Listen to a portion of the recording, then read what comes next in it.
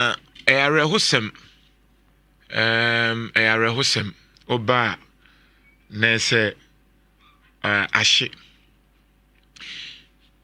obi a o monitor me no ye hye afena ase foforo no meka bibi wa ha meka se saa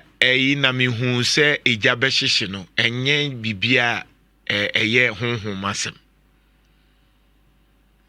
ye ka se ebetoa so enti na no mitufo se electricians na ye ma omu beye ye wiring no se wotototo fake wires a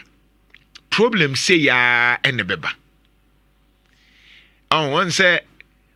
moton sa electrical sa nim se ebi fake but won say electrician aye ye the way yes ade we eyama reho but Ghana no utufu bebre a esia areho because share yenim empenifoka prevention is better than cure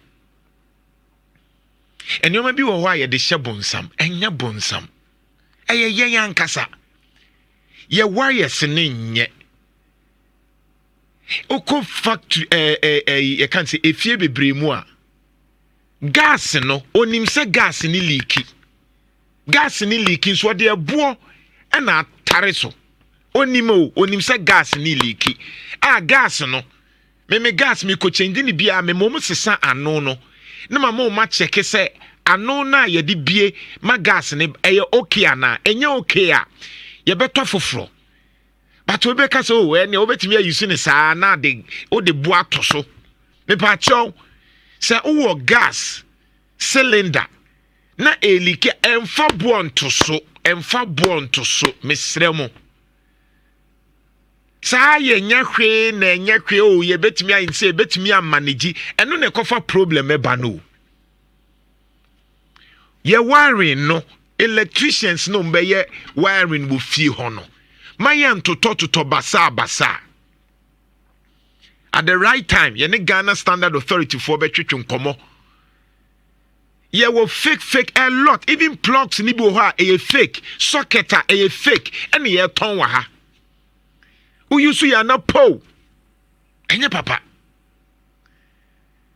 abrochi enye standard a ye ma kwan yo on say ye won nyoma nkitinkiti bia ya fan so we de ultimate to ade within few yi na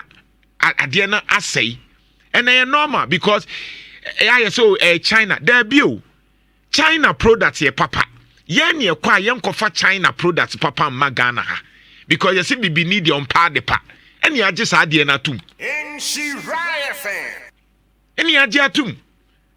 enti ade na ne board no ye mpese beto ye beto de efo nipa na nso woto ade nim se ade ne nye papa oto ya ebe blast it but our system ni mu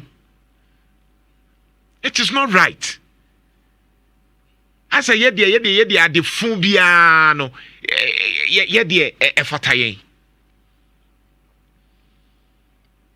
at this time where you die no at least I was so timi for electricians at least every year bia no mane me check say bibia ye okay it is something that I do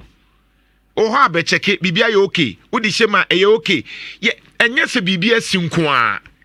because ye were dry season no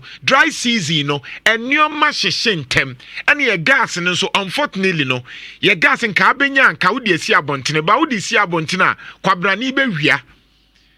obewia nti dodo na ne ehye fie but ehye fie a gas na wo se ewo ba bia emframatimi fa ho kakra but sometimes it's unfortunate na kofa problem aba ena gas na ankasa no ye wo bibia ye de gum ye friend no ethane me kaftan no e ya de bia ye de gum se de be ya se gas ni liki abete se cent sa ethane me kaftan no e ya de bia ye de gu gas ni ma hu se gas no e liki a obete ba nansen na ebi wo ho a ye yi afrim enti gas ni liki kura wo hu enti o peja na afa buom ahyedan no it is something that say gas no 1 cent be careful mento gas no on cent baby eto gas no eni kwan se gas na beto no se cent enimu a mento because there's a reason why omode saa de no egum no se da ba hu se gas bi leaki but ye will be wo ho abeto no na saa problem no ewo saa ethane me captain no eye chemical bi a de gu gas mu enti wo gas no eni ewo se e bon certain scent bi a e hye wa won sa hye hunim no won se bibi asi Nhyira fan maame no ewu maame no ewu and issue a ye kan ebi be sa asi baabi bebre enya bonsam mesremo Sasem way ye basic. Mommy and ye electrical in your manner ye electrician chrono qualified that. It means some of the law be aba say o dino crown say nipa ni certified that and confirm ma. But in change electricians ya no akwakoto wire phone bi no they join ya na pa and the cast in there na no ahojo na obi cast because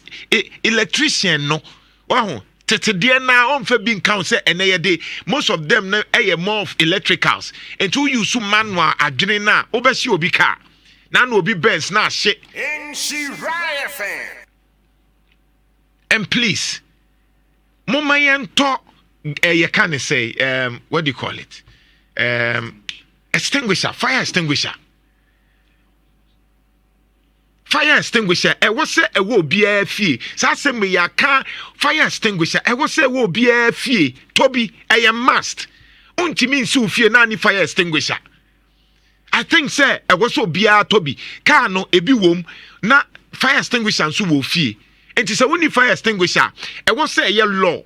na ye kire kwan use fire extinguisher no because most of times you know fire extinguisher wo to a ni usage kra na aye problem. But I will say, fear be munya fire extinguisher. Nebi boho nan krano any me kwa faso use into emergency bape. They know how to stop this. Way a basic okwa brochila sanyoma way a basic fire service for aye entrechira but san entrechira no oye kra ye mfi no. Nhyira fan. The bia fire service for munhwe yo gas no munhwe yo ye wa dry season munhwe yo obohu na dagomba market na hye na obohu sokoban na hye na because when him say dry season ye di kan catch you say there's a moisture content enframa no ensuo bi wom but a do dry season na sai nsuo ne esote enti ade bia wa nhwe yi no ejabe sontem epraw Nhyira fan. Obi kwa. It's unfortunate. It's very unfortunate. Kofi, your initial comment now. No.